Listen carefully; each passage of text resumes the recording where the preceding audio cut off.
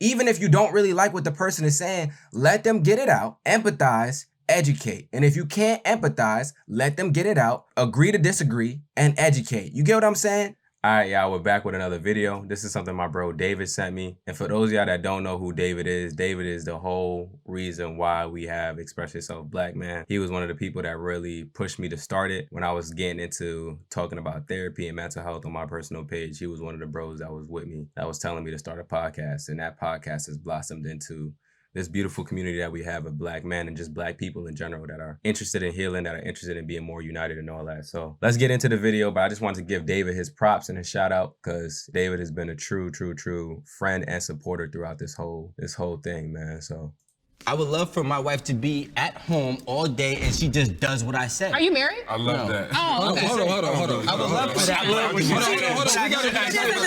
Are you married? You went really like, okay. Can you repeat that? Can you repeat that? I just want to know because everyone's giving opinions as if they're married, as if they're a union. If they're not that, you can't speak on that. I had such an opinion on marriage before I was married, and once you're actually legally married, it's changed.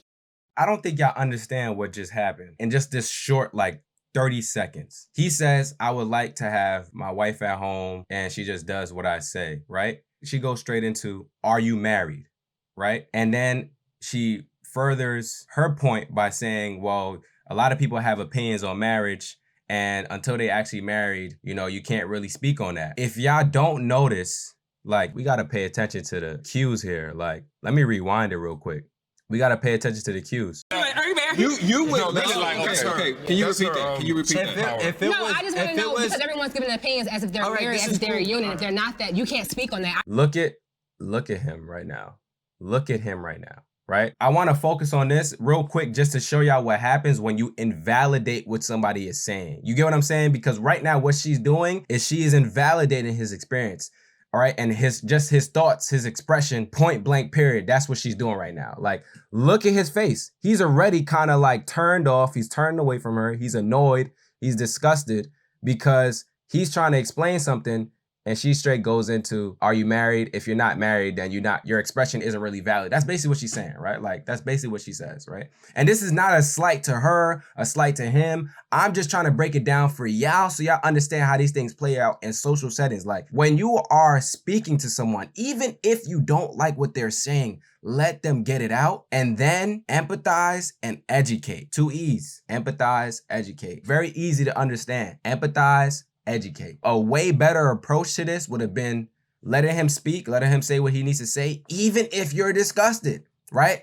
Even if you're disgusted, I'm not saying get disrespected because there's a line, there's a thin line, right? Even if you don't really like what the person is saying, let them get it out, empathize, educate. And if you can't empathize, let them get it out, agree to disagree, and educate. You get what I'm saying? Because a lot of times what we go into doing is straight up just invalidating the person, and that makes them either do one of two things. They either hone in more on what they're saying and they become more defensive, or they shut down. You get what I'm saying? And we don't want those two, a lot of times we don't want to pick from those two options. We want to come to a middle ground where we can understand each other. And if somebody's honing in on what they're saying, they're probably not spending too much time active listening. And if they're shutting down, they probably don't care about the conversation anymore, right? So what's the point of even continuing? So I'm just trying to get y'all to understand, let's stop invalidating people for what they're saying. So let's watch the rest of the clip. Let's watch the rest of the clip so y'all can see what he's saying and then we could talk about it.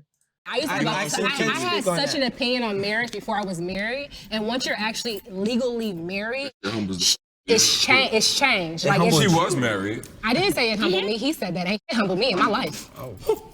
That's unfortunate. I was married. That's unfortunate. I absolutely. So hold on. Let me say this. Let me say this. I want to go back. You said if you had the preference. Yeah. I want you to say what you said again, and then. If I had the preference, I would prefer to have full control over my wife. Full control over my wife. Let him explain. What is slavery? Let him tell his truth. Tell your truth, King. It's cool. If I had the preference, I would like to have full control. Just me as a person, I like having full control of all of my situations. 100% facts. So if it was my preference, I would prefer to control her entirely, but I know it's not realistic, and I also know it's not right. That's the traditional part of me that I have to correct, because the modernist in me is telling me that, hey, listen, she can do everything that you can do. You need to help her embrace those roles. So now as me getting into my modernist, I'm like, yo, listen, I want you to do this, and I'll tell you that I think you should do this, but if you do that, I'm not gonna shame or scorn you for it or break up with you for it or be crazy, depending on what it is. But his subtlest mindset in terms of what he wants in a wife, but he has to adapt to the times when the times are just influenced by social media. The woman you wanted, you could have found 40 years ago, but because the woman has evolved into this, you know, hyper masculine feminine. Today. Unfortunately, she's gone. She definitely.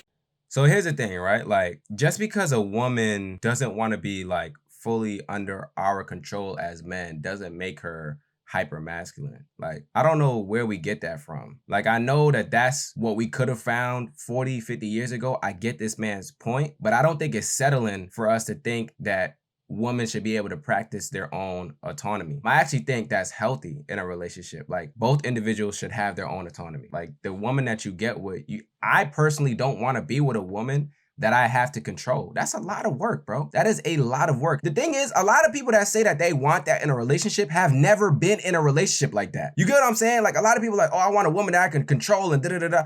Have you ever been in that kind of relationship for that to be what you want and your standard? If you haven't been in that, like, you may not know what you want. You may not know what you want, or you may think that's what you want, and that may not be it, bro. To be honest, because that's a lot of work. A woman that doesn't know how to move on her own or do things on her own, that you got to tell her what to do, how to do it, when to do it. You get what I'm saying? That's not something that I'm interested in at all. If that's what y'all interested in, listen, I'm always going to say, do you. Whatever you want to do. But me personally, Hell no. I'm not doing that, bro. That's a lot of work.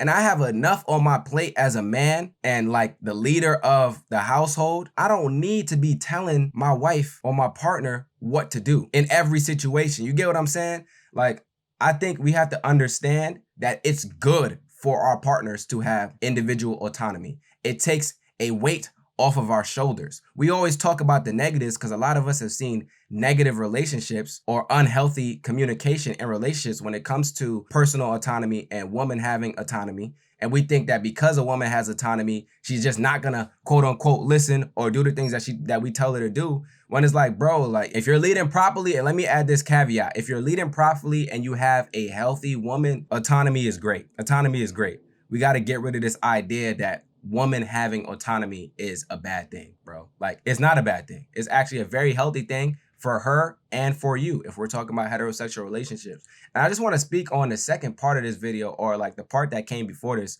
where he was talking about he as a man likes to have control over everything. Bro, that is me too. That is me too. A lot of people won't know that because I've done a lot of healing work. But when I talk about my first relationship that I was in from the ages of 14 to 19, the main reason why I failed is because I wanted to have control over everything. I wanted to have control over her and what she did, what she wore, how she acted, who she talked to, what she posted. You get what I'm saying? And that was as a result of insecurity. It came from a place of insecurity, right? For me, I'm not saying that that's this gentleman in the video. I'm not saying that at all. I'm talking about my personal experience so y'all can understand if y'all are there right now.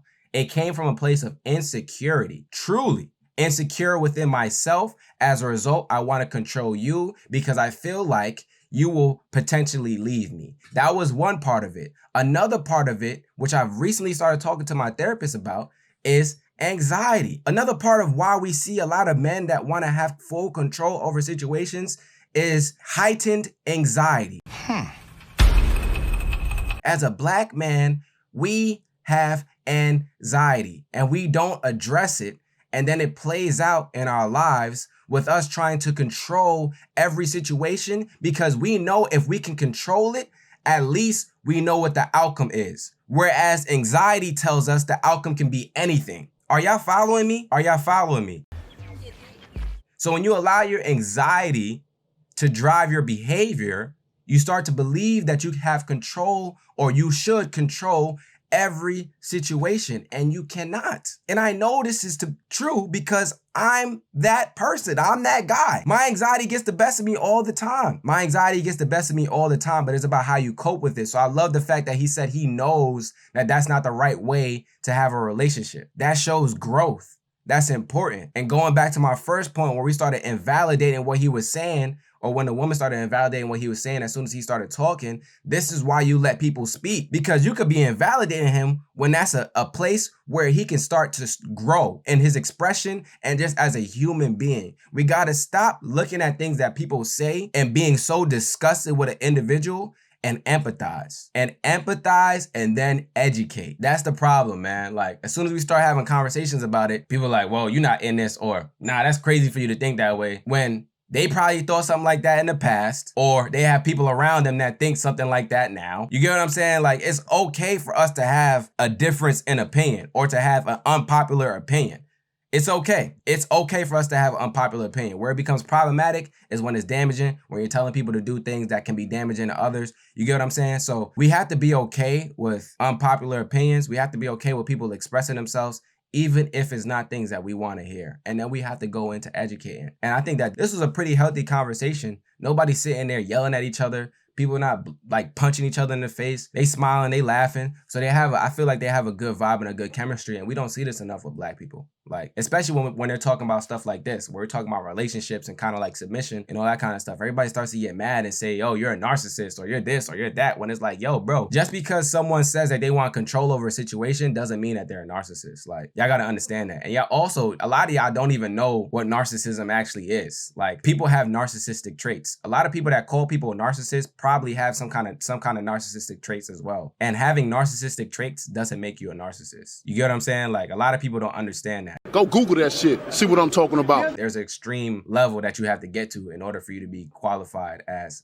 like a narcissist or narcissism. You get what I'm saying? Like, a lot of people don't get that. I mean, we just start seeing, oh, he's a narcissist in the comments. Like, bro, you're not even digging deep enough to understand where this guy is coming from. Like, you're not even digging deep enough to understand where he's coming from. There could be anxiety fueling that. There could be insecurity fueling that. And you're just calling it narcissism and tossing him away. And that's a person that needs healing. Man, but that's why we empathize. That's why we educate. So I think we need to do a better job of, one, as men, not feeling like us having full control over our woman is helpful for us, because it's not. It's not helpful at all. I personally don't want a woman that I have full control over. And that's not because I had to settle because of social media and all that extra stuff. Like, no, it has nothing to do with that. It has everything to do with me being in a relationship now where I don't have full control over my partner and understanding how we operate as partners in our relationship.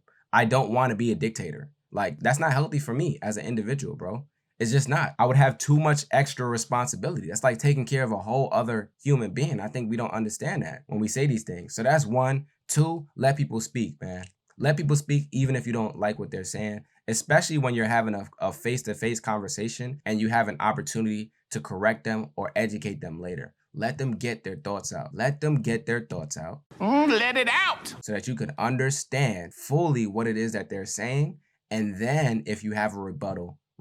Like, let people get their thoughts out, bro. It's okay if you don't necessarily agree. That's okay. That's okay. But let people get their thoughts out, empathize, and educate. And as you see in this clip, he said something wild, in my opinion, at first, then came back and said, yo, I don't necessarily agree with that. But we would have never got to that point if we just cut him off. You get what I'm saying? Like, yo, and a lot of times that happens. We just cut people straight off. As soon as they say something, boom, cancel culture. He's canceled. Granted, some people, I ain't gonna lie, some people do need to be canceled. I ain't gonna lie, but not everybody, bro. That's it for this video, y'all. Please like, comment, and subscribe. Subscribe to the YouTube. You should see an animation popping up right over there. Follow us on Instagram. We're having so many dope conversations. Y'all let me know how y'all felt about this conversation, how y'all feel about submission, how y'all feel about relationships just in general, and then also any other topics that y'all want me to talk about in future videos. I appreciate y'all being part of the YouTube community. We are growing. Thanks to y'all, man. That's thanks to y'all sharing the content, liking it, commenting, coming back to watch these videos. So I really do appreciate all the support. And as always, Black man, it's okay to not be okay, because it is. I'll see y'all in the next one. Peace.